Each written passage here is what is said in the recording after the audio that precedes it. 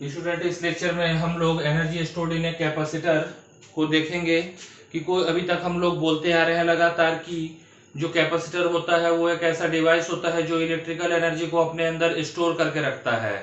Energy store करके जो रखता है उसका कुछ ना कुछ अमाउंट होता होगा, कुछ फॉर्मूला होता होगा, उसी चीज को हमको इसमें डिराइव करना है।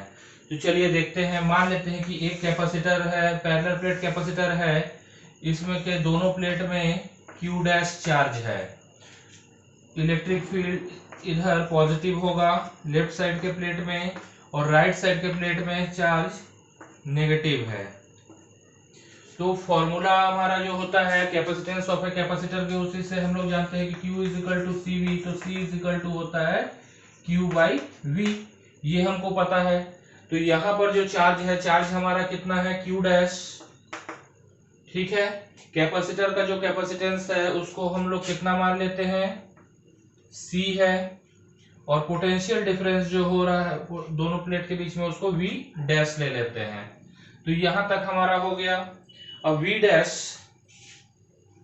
इज इक्वल टू क्या लिख सकते हैं, Q डैश अपॉन C।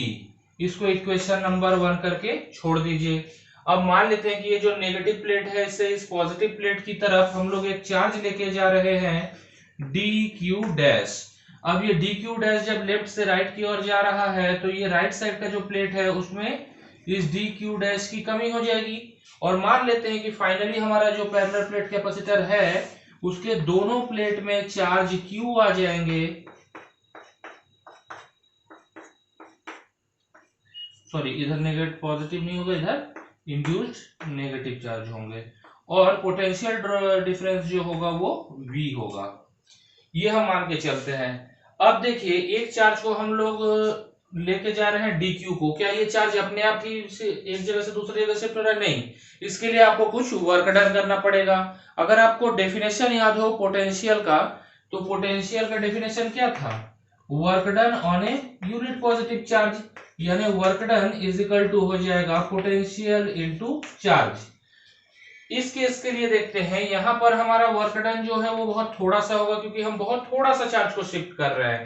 तो इस थोड़े से चार्ज के लिए वर्क डन भी थोड़ा सा होगा, तो थोड़े से वर्क डन को हम DW लिख देते हैं। ये हो गया वर्क डन। पोटेंशियल डिफरेंस कितना था हमारा, इस यहां पर पोटेंशियल डिफरेंस था हमारा V dash into DQ dash.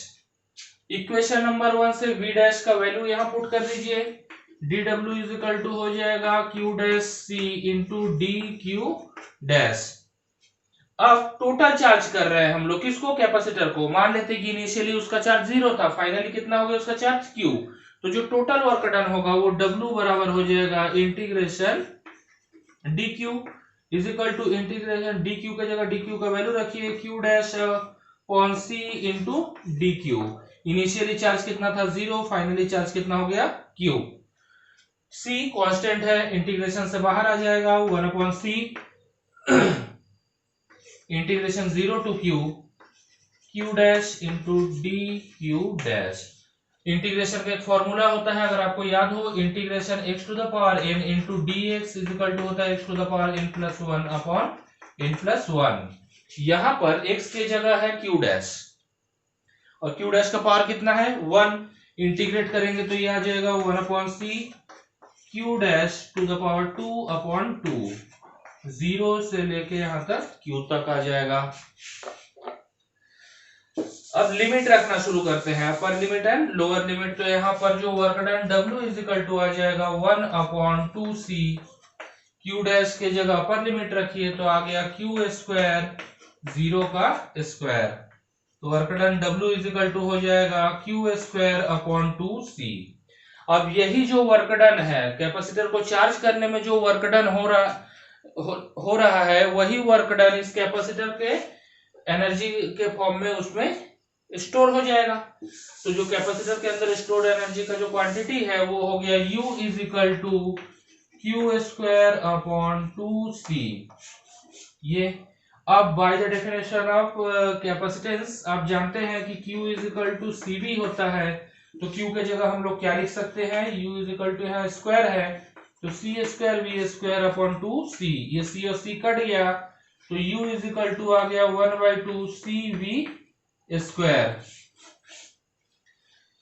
तो देखिए पहला फॉर्मूला जो था वो चार्ज और कैपेसिटेंस के फॉर्म में था, दूसरा फॉर्मूला आपका कैपेसिटेंस और पोटेंशियल के टर्म में था।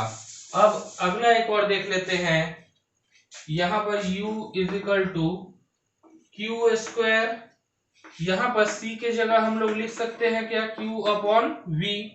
तो यहां पर लिख दिए 2 into Q upon V, Q और Q कट गया तो U इज इक्वल टू हो गया 1/2 Q इंटू V।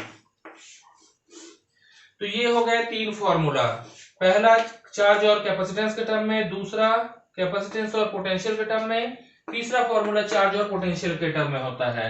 यही है energy stored in a capacitor. मेरे ख्याल से ये टॉपिक आपको समझ में आ गया होगा। इस लेक्चर से रिलेटेड आपका कोई भी फीडबैक रहे, आपको लगे कि कुछ कमी है तो जरूर कमेंट कीजिएगा। आपका कुछ डाउट भी रहे तो आप कमेंट कर सकते हैं, मैं कमेंट में ही आपका डाउट क्लियर करने की कोशिश करूंगा। और अगर आपको ये लेक्चर अच्छा लगा होगा तो एक लाइक जरूर प्रेस कीजिएगा। Thank you.